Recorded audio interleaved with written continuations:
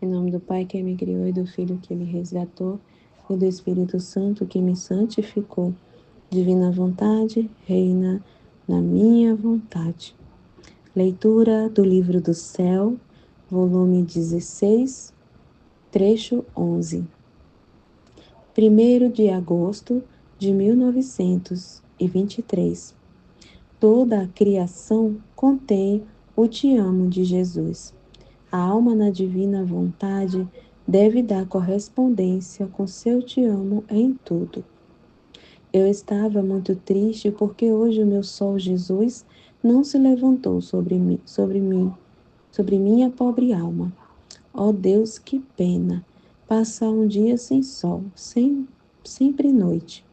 Então, enquanto eu sentia trespassada na alma, tive o bem de olhar o céu estrelado.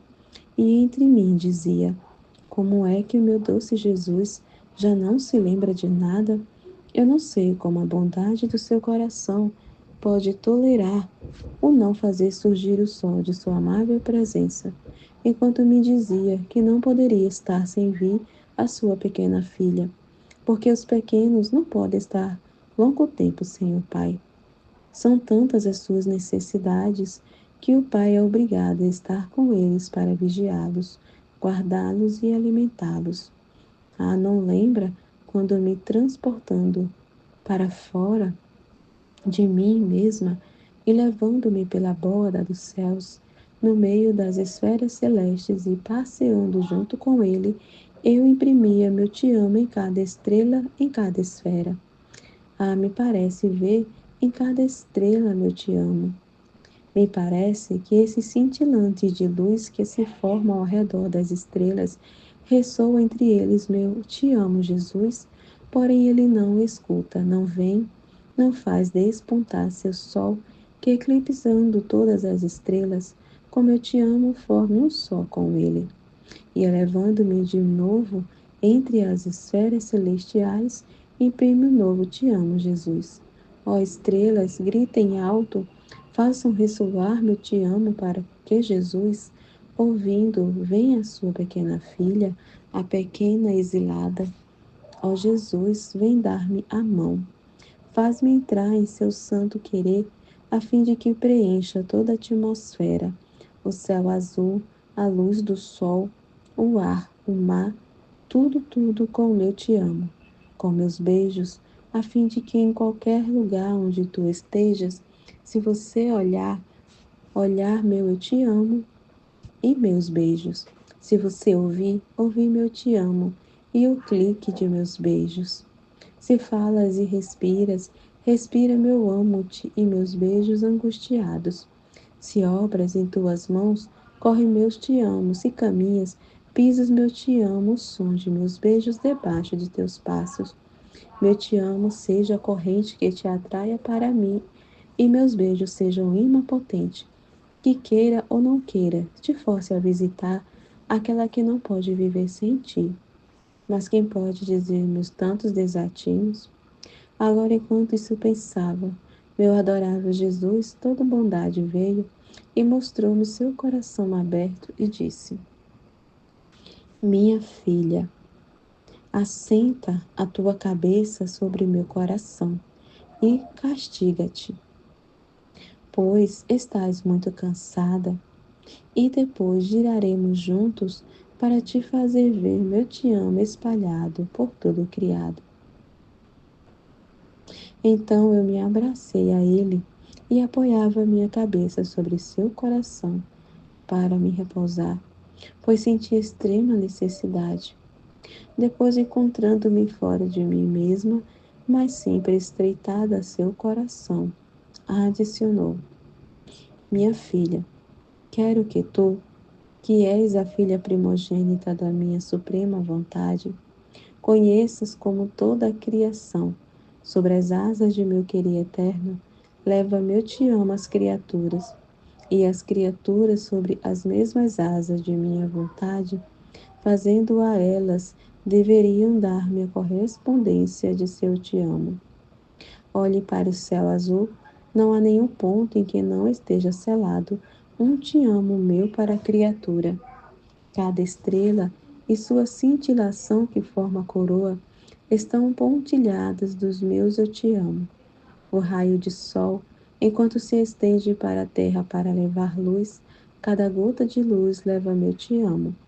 E assim que a luz invade a terra e o homem a olha, lhe caminha em cima, eu te amo lhe chega nos olhos, na boca, nas mãos, e se estende sob os pés. O murmúrio do mar murmura te amo, te amo, te amo, e cada gota de água são teclas que, harmonizando entre elas, formam as mais belas harmonias do meu infinito te amo.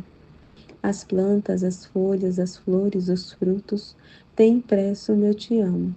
Assim que a criação toda leva ao homem meus repetidos te amo.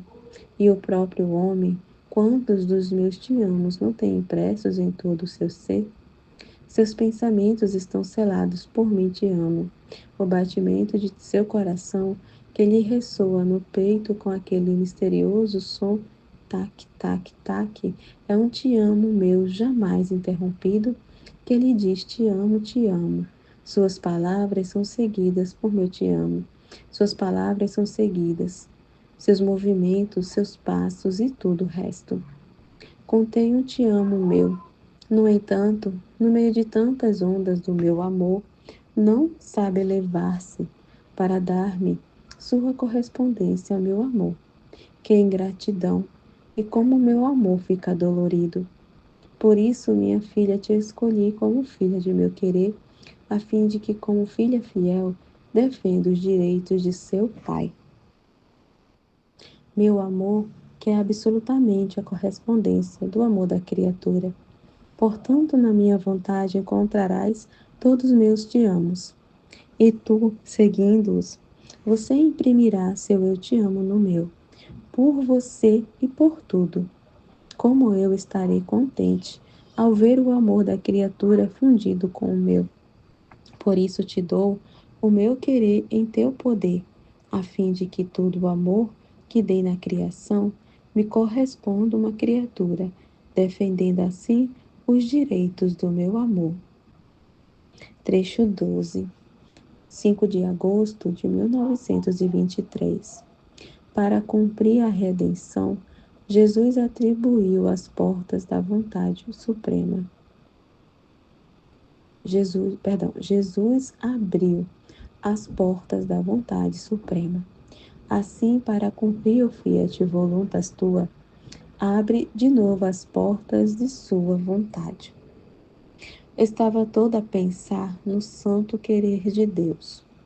E o meu doce Jesus, investindo-me de uma luz suprema, me disse: minha filha, minha humanidade, por quão santa e pura, se a minha vontade suprema não lhe tivesse dado a entrada, a minha vontade humana na vontade divina não teria podido formar a completa redenção.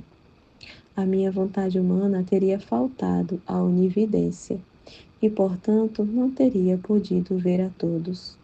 Lhe teria faltado a imensidão e não teria podido abraçar a todos. A onipotência e não teria podido salvar. A eternidade e não teria podido tomar tudo como um ponto único e remediar tudo. Então, a primeira parte da redenção teve minha divina vontade. A segunda, minha humanidade. Se não fosse pela vontade divina, a redenção teria sido de poucos e limitada no tempo, porque faltando-me a luz da onividência, que faz conhecer a todos, não poderia ter-me estendido a todos. Portanto, para poder formar a redenção, não fiz outra coisa que abrir as portas da vontade suprema à minha humanidade. Portas que o primeiro homem havia fechado, e dando-lhe campo livre, a fiz operar a redenção propriamente no seio dela. Desde então até agora, nenhum outro entrou no meu querer divino para poder agir como dono, com plena liberdade, como se fora dele, para poder gozar de todo o poder e os bens que ela contém. Minha vontade é em mim como a alma ao corpo. E se para os santos tem sido a maior graça em fazer minha vontade, a qual como reflexo entrou neles, o que será não só receber os reflexos, mas entrar nela e gozar de toda a sua plenitude? Agora, se para formar a redenção foi necessário que a minha humanidade e vontade humana tiveram entrada nesta divina vontade, assim agora é necessário que para o cumprimento do Fiat Voluntas Tua, como no céu, assim na terra, abra de novo as portas da vontade eterna e faça entrar outra criatura, e dando-lhe campo livre, a faça fazer do maior ao menor ato dela, na onividência, imensidão e poder da minha vontade. À medida que entrares nela e emitidos teus pensamentos, as tuas palavras, as obras, os passos, reparos, penas, amor, agradecimentos, assim o querer supremo cunhará todos os seus atos e receberão a imagem divina, com o valor de atos divinos, que sendo infinitos, podem suprir por todos, chegar a todos e ter tal ascendência sobre a divindade, de fazer descer à terra esta suprema vontade e levar os bens que ela contém. Sucederá como ao metal, ao ouro, à prata, até que não é cunhada a imagem do rei, não pode ser dado o valor de moeda, mas assim que é cunhada, adquire o valor de moeda e corre por todo o reino. E não há cidade, povo, lugar importante, onde não goze seu prestígio de moeda, e não há criatura que possa viver sem ela. Poderá ser seu metal vil ou precioso, isto não importa, desde que esteja impressa nela a imagem do Deus, a imagem do Rei, ela corre por todo o reino e goza da supremacia sobre todos e se faz amar e respeitar por todos. Assim, tudo o que a alma faz em meu querer, estando cunhada nela a imagem divina, corre no céu e na terra, tem a supremacia sobre todos, não se nega a dar-se a quem o quer. Não há ponto em que não se aproveite de seus efeitos benéficos. Agora, enquanto dizia, rezamos juntos e Jesus fazia entrar a minha inteligência em sua vontade, e juntos oferecemos à Majestade Suprema a homenagem, a glória, a submissão, a adoração de todas as inteligências criadas.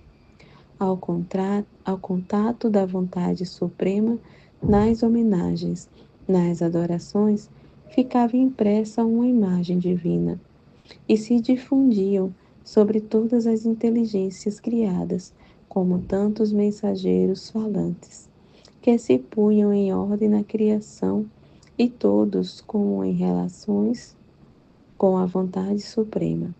Mas quem pode dizer o que se via e compreendia? E meu docíssimo Jesus acrescentou: Minha filha, viste? Só entrando na minha vontade pode acontecer tudo isto. Por isso, continua a fazer entrar os teus olhares, as tuas palavras, o teu coração e todo o resto de ti, e verás coisas surpreendentes. E depois de ter passado mais de 3 horas na divina vontade, fazendo o que Jesus me dizia e junto com ele, encontrei-me em mim mesma. Mas quem pode dizê-lo tudo? Minha pobre inteligência me sinto incapaz. Se Jesus quiser, poderei continuar. Por agora ponho. Trecho 13, 9 de agosto de 1923. A vontade humana é trevas, a vontade divina é luz. Estava a meditar no santo querer divino, e meu doce Jesus, a apertar-me a si, começou a rezar junto comigo e depois me disse: Minha filha, a vontade humana cobriu de nuvens toda a atmosfera, de modo que densas trevas pairam sobre todas as criaturas.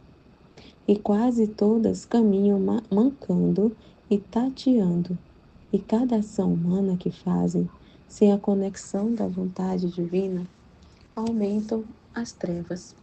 E o homem se torna mais cego, porque a luz, o sol da vontade humana, é a divina vontade. Tirada esta, luz não há para a criatura.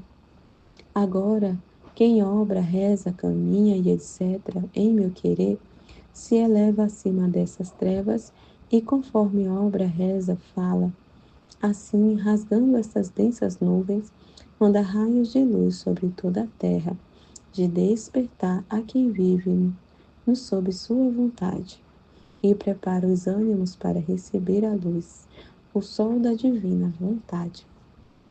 Por isso tenho tanto interesse de que você viva em meu querer, para que prepare um céu de luz, que enviando contínuos raios de luz, venha limpar este céu de trevas que a vontade humana formou-se sobre sua cabeça, de modo que, possuindo a luz de meu querer, possam amá-lo, e meu querer amado possa reinar sobre a terra. Trecho 14. 13 de agosto de 1923. A Virgem foi o início, a origem, o germe do Fiat Voluntas Tua, como no céu, assim na terra. Jesus, sobre este germe de seu mesmo querer, que encontrou em sua divina mãe, formou o grande plano da vontade humana na vontade divina. Agora, por meio de outra criatura, abrirá o campo deste plano às gerações. Sentia-me oprimida pela privação do meu doce Jesus, e pondo-me a rezar, lhe pedia que não tardasse em vir a minha pobre alma, que não podia mais. Então, com surpresa minha, eu vi que estava apertado ao meu pescoço, me envolvendo com seus braços, e com seu rosto que tocava o meu, e com uma luz que queria infundir em minha mente, eu, como atraída, o beijei, mas como se quisesse rejeitar a luz, e dizia entre mim: Eu não me importo de saber as coisas, o que quero é salvar minha alma. E Jesus só me basta para me salvar, todo o resto é nada. Então Jesus me tocou a testa, não pude resistir mais, e a luz entrava em mim e dizia: Minha filha, quem é chamada a um ofício deve conhecer os segredos, a importância, os deveres, os bens, o fundador e tudo que a esse ofício pertence. Saiba que uma simples criatura rompeu as relações que existiam entre a vontade divina e a criatura. Esta ruptura destruiu os planos que a divindade tinha na criação do homem. Agora, outra simples criatura, embora dotada de tantas graças e privilégios, qual foi a Virgem, rainha de todos, mas sempre pura criatura, foi-lhe dado o ofício de ter que retomar, cimentar e estabelecer relações com a vontade do seu Criador, para reparar a primeira ruptura de aquela primeira criatura, mulher a primeira, mulher a segunda.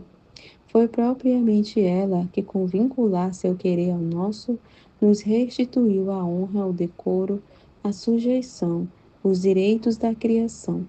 Não foi uma só criatura que teve o início do mal e aqui formou o germe da ruína de todas as gerações? Assim está, só criatura celestial teve início do bem, com relacionar-se com uma vontade de seu Criador. Formou o germe daquele fiat eterno, que devia ser a salvação, a santidade, o bem-estar de todos. Agora, esta celestial criatura, conforme crescia, assim crescia nela o germe daquele fiat eterno, que, fazendo-se árvore, o Verbo eterno sentiu-se arrebatado a repousar sob a sombra de seu eterno querer, e ficou concebido, formando a sua humanidade naquele seio virginal, no qual reinava como rei dominante seu supremo querer. Veja então como todos os bens descendem de meu supremo querer, e todos os males saem em campo quando a criatura se subtrai da vontade divina. Então, se não tivesse encontrado uma criatura que tivesse por vida meu querer, e que não se tivesse posto em relação comigo, com aqueles vínculos da criação queridos por mim, não teria querido nem poderia descer do céu e tomar carne humana para salvar o homem. Assim que minha mamãe foi o início, a origem, o germe do Fiat Voluntas tua, como no céu, assim na terra. Porque uma criatura o tinha destruído. Era justo que outra criatura tinha de o reedificar. E minha humanidade, que jamais se separou de minha divindade, sobre este germe de meu mesmo querer, que encontrei em minha divina mãe, formei o grande plano da vontade humana na divina vontade. Com minha vontade humana unida à divina, não houve ato humano que não pudesse, em que não pusesse em relação com o querer supremo. Com o querer divino estava em dia de todos os atos de todas as gerações. Com o querer humano ia reparando-os e os ligava com o eterno querer.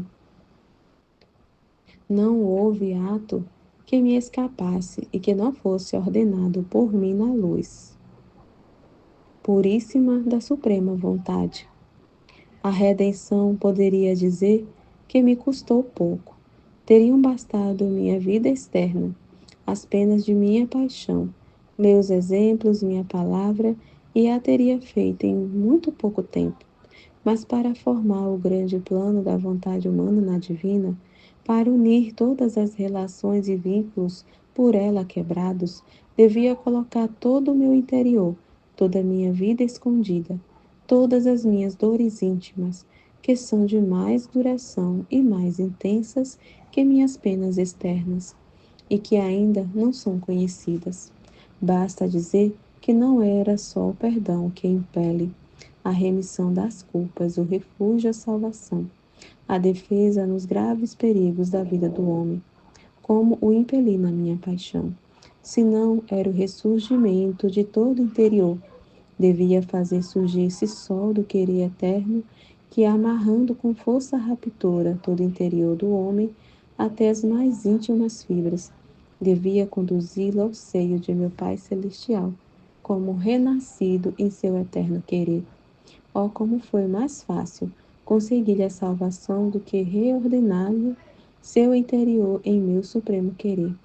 E se isto não tivesse feito, a redenção não teria sido completa, nem teria sido obra digna de um Deus, nem teria ajustado, nem ordenado todas as partidas do homem, nem restituído aquela santidade perdida por ter sido subtraída e rompeu as relações com uma divina vontade. O plano já está feito, mas para fazê-lo conhecer era necessário que primeiro o homem soubesse que com minha vida e paixão podia obter o perdão e a salvação, para dispô-lo a fazer-lhe conhecer como lhe havia conseguido a coisa maior e mais importante, que é o ressurgimento de seu querer no meu, para restaurar-lhe sua nobreza, as relações quebradas com minha vontade e com isto seu estado de origem.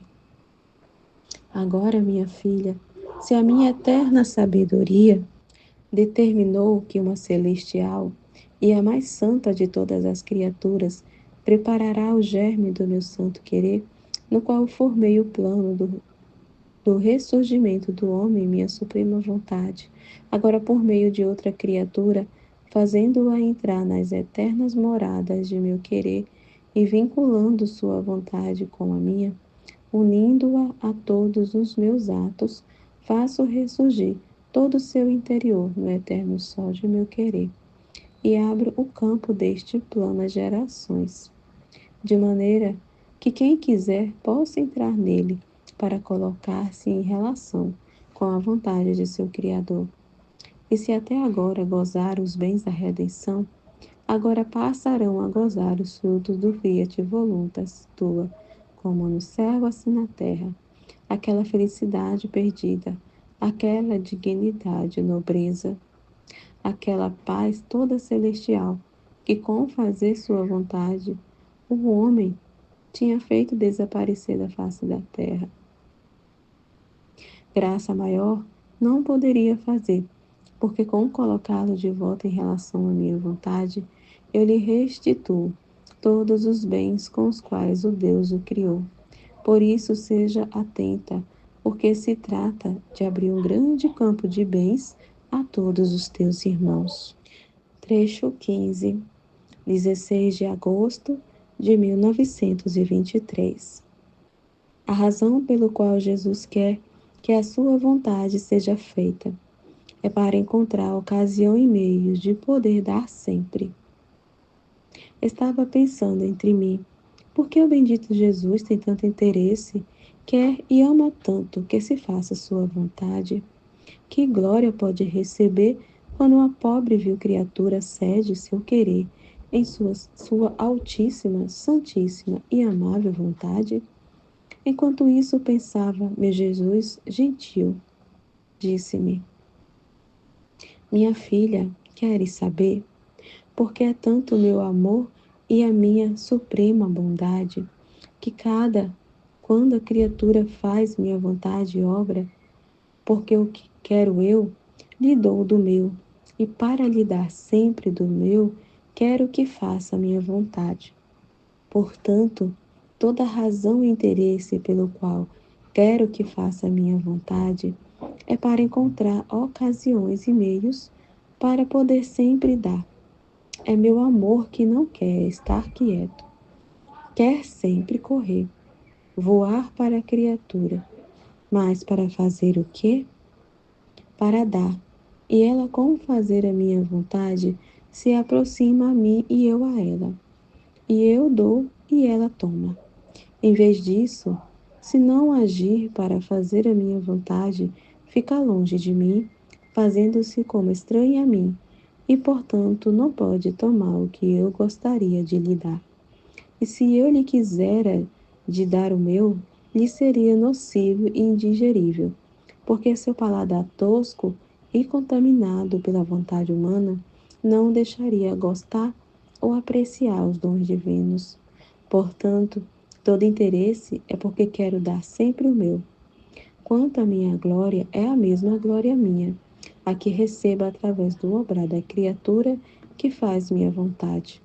É uma glória que desce do céu e sobe de novo diretamente aos pés de meu trono, multiplicada pela vontade divina e exercitada pela criatura. Em troca, a glória que me podem dar aqueles que não fazem minha vontade, se acaso houvesse alguma, seria uma glória estranha a mim, que muitas vezes chega a me dar náusea. Muito mais que com um obrar para fazer minha vontade, e com lhe dar eu do meu, ponho juntas nessa obra minha santidade, minha potência e sabedoria, a beleza de minhas obras, um valor incalculável e infinito.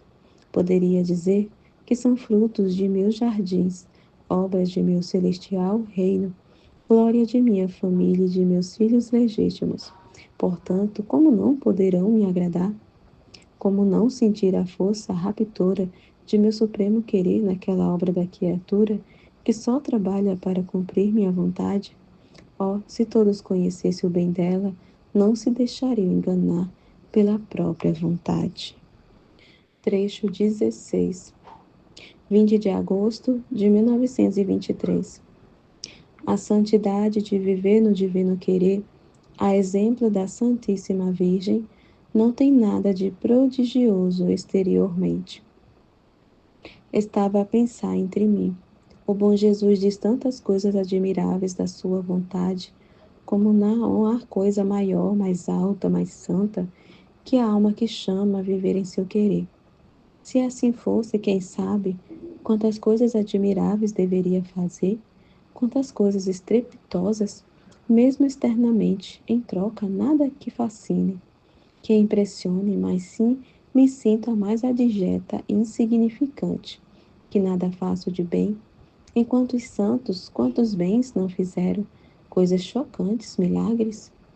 No entanto, diz que viver em seu querer deixa para trás todos os santos.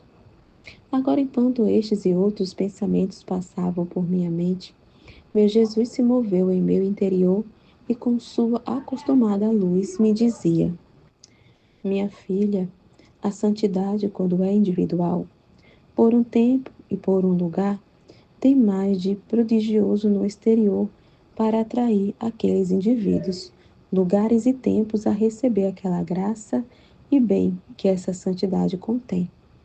Em vez disso, a santidade de viver no meu querer não é santidade individual, atribuída a fazer bem a esses lugares, aqueles indivíduos e em aqueles tempos, mas é santidade que deve fazer bem a todos, em todos os tempos e em todos os lugares. É uma santidade que fica eclipsada no eterno sol de meu querer, que invadindo a todos é luz sem palavra, é fogo sem lenha, sem estrondo, sem fumaça, mas nem por isso deixa de ser a mais majestosa, a mais bela, a mais fecunda. Sua luz mais pura, seu calor mais intenso, verdadeira imagem do sol que ilumina nosso horizonte. Ilumina a todos, mas sem estrondo é luz. Mas não tem palavra, não diz nada a ninguém. O bem que faz é germe que fecunda a vida que dá a todas as plantas, e com seu calor purifica o ar contaminado e destrói o que pode prejudicar toda a humanidade. Mas é tão silencioso que, apesar de que o tem com eles, não prestam atenção. Mas não por isso deixa de ser majestoso e belo, nem deixa de seguir com o bem que faz a todos. E se chegasse a faltar, todos chorariam, vindo a faltar o maior milagre da fecundidade e conservação de toda a natureza.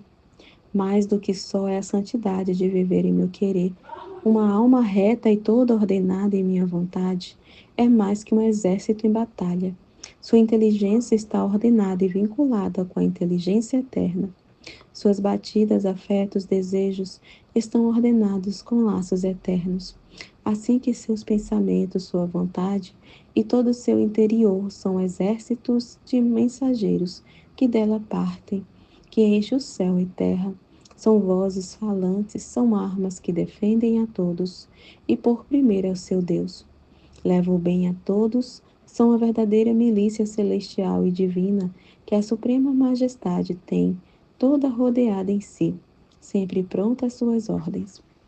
Além disso, há o exemplo da minha mãe, verdadeira santidade de viver no meu querer, tudo eclipsado no seu interior, no eterno sol da vontade suprema, e que deve ser a rainha da santidade dos santos, mas mãe e portadora da minha vida a todos, e portanto de todos os bens, ficava como se estivesse escondida em todos, levando o bem sem se fazer conhecer, mais que silencioso sol, portava a luz sem palavra, o fogo sem estrondo, o bem sem fazer-se notar. Não havia bem que não partisse dela, não havia milagre que dela não saísse. Vivendo no meu querer, vivia escondida em todos, e era e é a origem dos bens de todos. Estava tão sequestrada em Deus, tão fixada e ordenada na divina vontade, que todo o seu interior nadava no mar do eterno querer. Estava a par de todo o interior de todas as criaturas, e colocava o seu para reordená-las diante de Deus.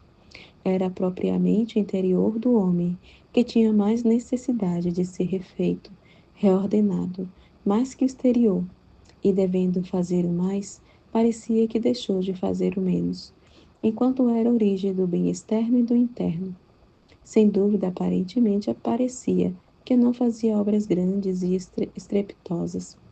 Ela, mais do que sol, passava inobservada e oculta na nuvem da luz da divina vontade, tanto que os mesmos santos têm dado deles aparentemente mais, fazendo coisas mais estrepitosas que minha mesma mamãe. No entanto, o que são os maiores santos diante de minha mãe celestial? São apenas as estrelas pequenas comparadas com o sol grande, e se iluminadas, a causa é o sol. Mas apesar de não fazer coisas estrepitosas, não cessava, mesmo visivelmente, de ser majestosa e bela, roçando apenas a terra, toda ocupada naquele querer eterno que com tanto amor e violência atraía, raptava, para transportá-la do céu à terra, e que a humana família havia tão brutalmente exilado até o império.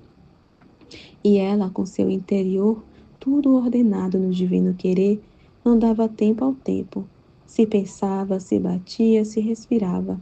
E tudo o que fazia era vínculos fascinantes para atrair o Verbo eterno à terra. E de fato venceu. E fez o maior milagre que nenhum outro pode fazer. Esta é sua tarefa, minha filha, me fascinar, me vincular tanto com seu interior, todo reordenado no supremo querer, para transportá-lo do céu para a terra, para que ele seja conhecido e tenha vida, como no céu, também na terra. De todo o resto, não te deis nenhum pensamento. Quem deve fazer o mais, não é necessário que faça o menos. Mas bem assim se dá o campo a que os outros façam o menos, para dar a todos o trabalho. Eu sei quando é necessário o tempo e o lugar, as pessoas, quando devo fazer conhecer, mesmo com prodígios externos, minhas obras maiores.